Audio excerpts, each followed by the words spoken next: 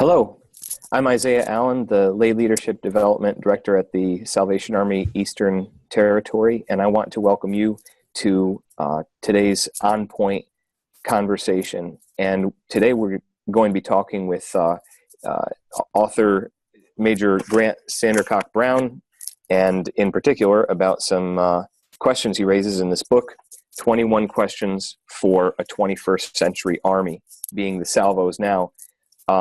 Major Grant is an officer in the Australia Territory, and we are also joined today by Kate Bailey and David Holteen, who are both soldiers at the Montclair Citadel Corps in New Jersey, and we welcome them as well to this conversation. Just to begin with a little bit of context about the book and where these questions are coming from, I'd like to ask you, Major Grant, where did this book come from? Why did you write it? Why these questions? If you could just start us out with some brief context on that. That's not a good word to start with. Look, really, for me, it started because through the 90s, when we started to notice our own decline, we looked to all sorts of other sources to try and arrest that decline. So we looked to the church growth movement. We were challenged in Australia very much by Hillsong, which had a massive impact on the way churches worshipped in Australia. So, you know, my core here, I'm 20 minutes down the road from the main Hillsong campus. So we were kind of being challenged, and our identity was really being questioned.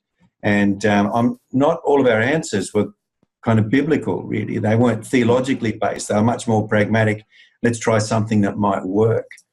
And some of our own traditions, it seemed, that had become very important to us, needed to be talked about and discussed in a kind of open way. So that was really the catalyst for the 21 questions.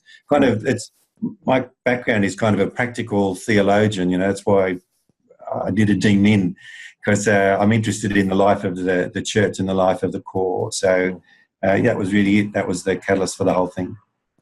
All right. Well, the first question that we're going to be looking at is the question of, do I need to be a soldier to belong? And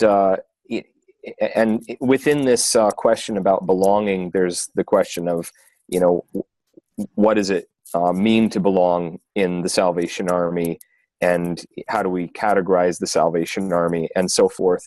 Why does this question matter, and what are the consequences of it? So you know, how do you respond to that question? Do I need to be a soldier to belong? Well, I would say the answer is quite simple. Do I need to be a soldier to belong? The answer is no. In any spiritual sense, that's kind of an easy one. And anybody who has a kind of pastoral heart in their local corps would want somebody who's, you know, the newcomer, the not yet saved, and they'd want people to be welcomed and feel like that this was a community that they could, where they could be known. And so that's kind of a short answer. But officially, we don't really quite know how to talk about this. For instance, in our publication, The War Cry, which we still use, you know, take to pubs and give out on street corners and so forth. In fact, I've got to do that this morning. I'm heading out to the local train station as soon as this finishes. But we used to talk about, so someone would give their testimony on the back page, and it would actually say, and so came to faith, they got saved, and they became a soldier. And in brackets after it would have full member. So this is our official publication. We're describing soldiership as full membership. Well, what other kinds of membership were there? There was adherency, which was half membership. You know, so if you really want to belong, if you truly want to be a full member, you have to be a soldier. But the reality of pastoral life, it actually wasn't that way. So we needed to talk about it and have other language to describe it. Think about it biblically. Yeah, it's interesting. I'd like to get you thinking about how do I belong? What does that mean to me? I wonder, you know, playing devil's advocate, what are the consequences of saying that you belong in the Salvation Army even if you're not a soldier? Anyone want to respond to that? I see David shaking his head, and you want to say something. My experience is people, it's their individual choice and how the Spirit speaks to them. And I know a lot of quote unquote non-salvationists. They come to church, they get involved in activities, they volunteer, and they end up claiming the Salvation Army. I think over time, by seeing people by example, the Lord will put it in their hearts whether they should become a soldier or an adherent. And there are times when I know God's led me to bring up the topic to somebody because they hint around it. So I just tell them, why don't you take a class and see what you think? And but in terms of their choice, I mean, that's the Lord speaking to them. And I know that there are people in my core, the Citadel, that are as much Salvationist from the perspective of that's where they worship. Does that answer your question? Yeah, and I guess we have to be sensitive to where people are individually and what it means to belong. I do recall a few months ago I met a Dutch Salvationist, a Dutch soldier. I believe she was from Netherlands, but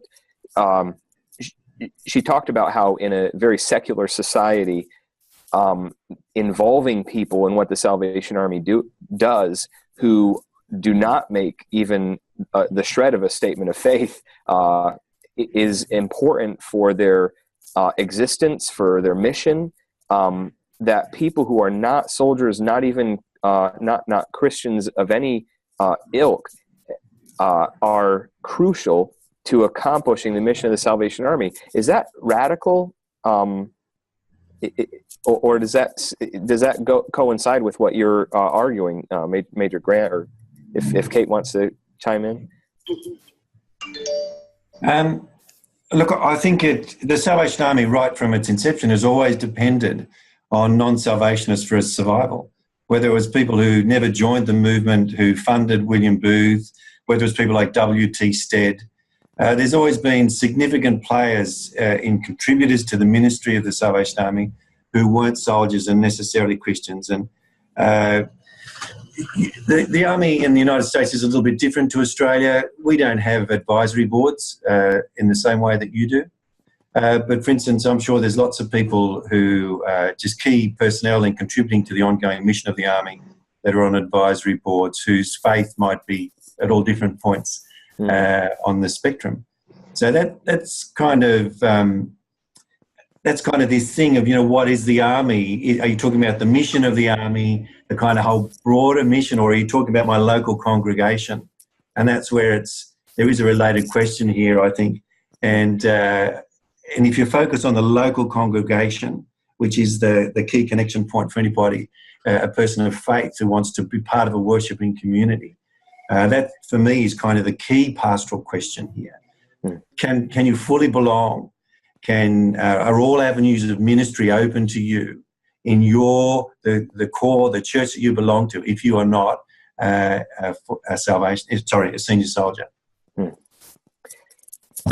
No, yeah. I think that's an important question, right? I mean, if we start by saying that the question itself is an easy one to answer, right, and that the two, membership and belonging, are not coterminous, that maybe there's another question that you're hinting at that's equally important, which is not only of what it means to belong, but what sort of benefits and privileges are bestowed upon someone who decides to be a member, by the community when you become a soldier or an officer, right? Like for me, someone who spends a lot of time thinking about local leadership development, a question that comes up a lot is like, what's the basic distinction between, officers and non-officers, right? And a couple of years ago, we had General Cox come up to an event that we organize up in Old Orchard, and And we asked him that question, and he echoed something that I think we hear pretty often, right? This is that the only difference is that officers have committed to a particular like vocation. You know, they've renounced taking on secular employment, and that's fine. If you're just kind of concerned with giving the right answer in terms of like ecclesiology, if you want to use that word or whatever. But like from a young age, we're literally bombarded with all kinds of covert and overt signals and messages that officership is what we value most. So like, I just don't think it's helpful to continue sort of making this claim that it's only vocation when it's really obvious that there's values that we're making as a community associated with those different membership positions. Well, I think I see two questions within that question as well. One of them being, is there a functional difference, a qualitative functional difference between the service of a layperson and an officer? Are there things, perhaps even to narrow it down to the core, are there things in the core that only a layperson can do, that only an officer can do, or is there a qualitative difference? And then, you know, what would the nature of that difference be? But also the other, you know, question is an organizational difference. And certainly, objectively speaking, there are major organizational differences between what officers can do and what lay people can do. In particular, just for an example, the trustees of the Salvation Army, and so forth. So, not to get too esoteric in terms of the organization of the Army, but this is a question that's very, very much on the minds of people who are in the lay leadership development sort of business. What do you have to be a soldier to be a lay leader? Is there anything that is restricted from you? And I definitely want to make sure that I give Kate a chance to say. Yeah, that's a question for Kate, no doubt. Yes, I'm going to put you on the spot. That's good. You know, you wait for the right question. It's actually interesting because I feel like I have two perspectives to add to that question, to that topic. You know, I think I'm very blessed in attending the Corps that I attend. I am a soldier, and I lead the discipleship committee at our Corps, which is really focused on growing and discipling and coming alongside as a church body. You know, whether it's small groups or the youth programming pieces, Sunday school, you know, the Bible teaching functions. And my Corps officer, our local leaders are very supportive in the needs that we have, and serving in the group that really, you know, meets for prayer and to guide and seek the Lord in the direction that we look for. I feel very empowered to do that as a soldier. But I don't want to, you know, call out my husband, but I'm going to a little bit because he is not a soldier, and he's also very involved at our Corps, and he's also a leader and has also been empowered by our Corps body and by our officers, and really supported very well to feel empowered to be a bigger part. You know, he's on the worship team, and he you know, serves in giving guitar lessons and things. So I think a big part of that, I'm not sure as for the Army as a whole, I'm really qualified to answer that question, but I can speak from my experience, which has been no, you know, you don't have to be a soldier. You know, we're all in different paths on our walk with the Lord anyway. And I think, you know, as David mentioned earlier, that's more important than anything. You know, where you are in your walk with the Lord and your relationship with the Lord, you know, there's fruits of the Spirit that come with that, and he will use, you know, what you give him. And as a body of believers, one part needs the other. I really don't think we can say that one's more important than the other, whether they're a soldier, an adherent, someone who comes every week or not. I think it's all really important, and it's all part of our spiritual development. So I'd like to hear each of you, if you could perhaps say something about this, which comes up as you mentioned, non-soldiers serving. It seems sometimes we do have a pragmatic view of it. We say, well, if they've got something to offer, I'm going to put them right there. You know, maybe it's on the platform, maybe it's out, you know, in the street, or, you know, as a representative of this or that. we're ready to put people into these roles if they have something to offer. But I do wonder about, the faithful soldier uniform wearing and all this, if they feel slighted when some new person off the street who can play the saxophone gets stuck in front of everybody without any track record in the Corps. Kind of being devil's advocate on that, what are the consequences of having too pragmatic a view of people's service in the Army? Or maybe there is no such thing as being too pragmatic. Anyone want to chime in on that? Well, before anyone answers, I just want to know what you have against saxophone players. No, I love the saxophone. Okay, now we've cleared that up. I'm just using an example, and that actually, I won't go into it, but that actually is an example from real life. Yeah. But Dave, you were going to say something, it looked like. Sorry, me? First of all, I don't feel threatened. I am a very traditional Salvationist. If you talk to my friends at my Corps, I believe, again, God moves in a person's spirit. What I have found is it's up to the Corps officers as to what is allowed and what isn't allowed. Generally, they are the leader of the Corps.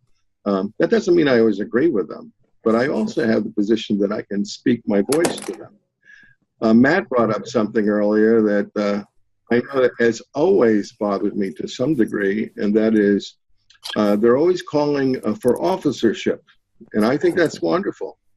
But why aren't they having a call for soldiership? I mean, that's the first step to becoming whatever else you're going to do if it's to become a part of the corporate process of the Salvation Army. If more emphasis was spent on, is God calling you to be a part of this? And the first step would be to be a uniformed Salvationist. Well, I don't think they need something that people will go on. No, I was just going to say, I don't think they need to emphasize it because it's an expectation. At least again, speaking from my own experience growing up, we didn't have to talk about it. Everyone understood that's what you would do when you became 17 or whatever the age was. You know what I mean? So there is no need to emphasize that. Well, that's if you're brought up in the Army. Yeah. And many of my friends weren't brought up in the Army. And I know that when I go to different territorial divisional functions, that becomes the focus. As opposed to, you look out in that audience, let's say at the New York Temple, and say, is God calling you to be a part of this? That's a step. And if that were the focus, I think William Booth and the early Salvationists, they were focusing on being a part of the organization and giving your heart to the Lord. And I found that, or at least what I read and see in third world countries, that's where the focus is there too. And look at the growth that's going on there. And I know in our Corps, the focus is we have wonderful leadership. And it's, like Kate said, I mean, we have leadership in the Corps that recognizes that there is this expanding population that we reach. And sure enough, in time, some of them take that next step. And it's wonderful. When I was in Australia a couple of years ago, I went to the Ringwood Corps. I was so blessed going there. Again, it was something that was so beautiful, the way they reached out to people. And they emphasized the Spirit of the Lord moving it within them individually. And David, once again, one thing that I hear from you is this idea of the Spirit working in individual lives and really appreciating that. And you know, when you talk about people in general, and when you talk about what's happening in the life when someone's, you know, being called, and how sensitive we need to be to that. There is a question. I don't know if we can just kind of please get to it quickly and then maybe move on to the next topic, because we're, you know, I'm trying to find a place with less sun. Yeah, I know. The question is from Tim. He asked this, and I think he's asking this somewhat rhetorically, but perhaps we can respond to it in a very kind of what's the word? Maybe a literal way. It says, how can adherents have a greater role in the Corps? Why can't they have lay leadership such as the equivalent of a Corps Sergeant Major? Which is funny. We were talking about this before we went live. But if we kind of put aside the rhetorical nature of that question, what's the actual answer? Does anyone know? It's a really valid question, and you know what? I'm not supposed to be a guest. I'm supposed to be a moderator here, but I'm chiming in too much. But it's a really valid question, and we don't just make the distinction like a why at the category of adherent and soldier. We go further up that why and keep going where a soldier is able to be commissioned as a soldier, whereas an adherent is able to be warranted for positions that they hold of local leadership. So I'm going to just back off on that technical and allow our guests to respond to that. This became a kind of vexed question for us really in the early noughties. For instance, I had some friends of mine who planted a corps here in Sydney, and they had a great group of young adults who came with them to plant this corps, and it was a kind of innovative approach. They were doing it in a cafe. Some of these young adults were people who'd grown up in the Salvation Army but were no longer soldiers or had never become soldiers. And some of them, for instance, drank alcohol. And this was a big question for my friends. So do we invite them, put them on our leadership team, like effectively our kind of pastoral care council? What do we do when we go to a picnic after church and these guys bring a bottle of wine along to have at the picnic? So maybe the question is, do I have to be a teetotaler to belong? That might be the better question there. But so what was it? If you want to be like an elder, in a church we'd call this an elder. What are the ground rules for that? Now, when we left college, we went to a very different expression of a corps, and the short tradition that had been a plant was only 5 years old. The short tradition of that corps was actually about a kind of biblical model of eldership, and not particularly about soldiership, which is a Salvation Army construct. And so there had always been people on the leadership team who were not soldiers. And for us, kind of this pragmatic thing again, it worked beautifully. It was a really open, accepting church, open, accepting corps, and it was great. But I don't know, officially, they kind of couldn't have been on the Pastoral Care Council, which was the kind of leadership model that we had at the time. And I think we need to be very explicit in the way we describe this and the way we talk about it, and kind of go back to a biblical model rather than just dealing out of our own short history to explain it. Yeah. Anything to add, Kate or David? I connected with what I read in Major. Well, scripturally, Kate, go ahead. Go ahead, sorry. Kate. No, that's right. I know you had a delay, David. Bandwidth. I didn't want to jump in. But it talks about, and I don't want to put words in your mouth, but I know in one of the questions of do I have to be a soldier to belong, it talks about the 2 or 3 tiered kind of membership of God's army. And Major, you go on to talk about reviewing the idea of soldiership equaling full membership. And I think it's really important to remember, as you said, that the biblical model, Christ came to give us freedom. And when we equally embrace soldiers and adherents and those who attend the corps, we're actually modeling Christ's example in that. So I couldn't feel more connected or more strongly about the way that was worded and shared there, because I think whether someone has a reason for not wanting to take that next step, whether it's valid in our opinion, or whether it's a simple matter of some people just, whether they partake or not, or whether they drink or not, whether they're teetotalers or not, some people just don't like to be told what to do. And I don't mean that from like the perspective of control, but I do think that when Christ talks about setting us free, I don't necessarily see how that tiered membership equates to one is better than the other or one is less than the other. I think actually when Christ talks about the body, we're told the hand can't say to the eye, I don't need you. So Yeah, and necessarily is it the prescribed next step?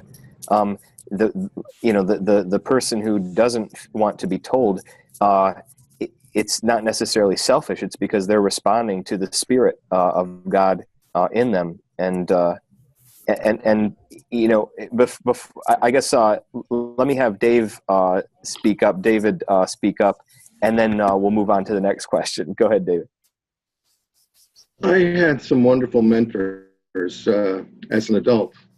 Brigadier Cliff Sipley and old Colonel Lyle Rader. They taught me a great deal about the Spirit moving within somebody, and the Army are